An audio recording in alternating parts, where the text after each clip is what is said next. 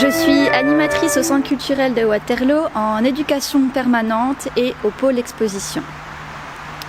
Le projet Bipop, c'est un projet participatif et citoyen où les participants s'interrogent sur une thématique de société. C'est un projet porté par le Centre culturel qui a lieu chaque année depuis maintenant 2 à 3 ans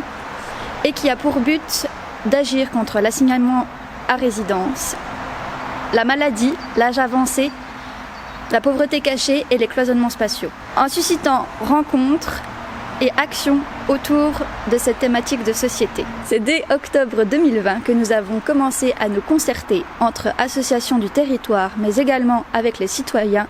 à l'occasion de l'exposition de Gaëlle Turine, Le mur et la peur, dans lequel, au sein même de l'exposition, nous avons partagé notre première réunion de concertation pour ce projet Murmure 2020-2021. Cette année, c'est la SBL Bonjour la Vie et le CEC Zinzolin qui sont venus à nous avec la véritable volonté de porter un projet intergénérationnel qui décloisonnerait donc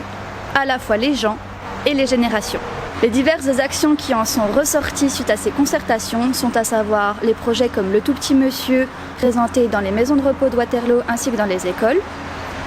un journal multimédia visant à déconstruire nos propres barrières et murs moraux, intergénérationnels ou culturels, ou encore le projet de présentation de l'exposition sur la Grande Guerre présentée par le musée Wellington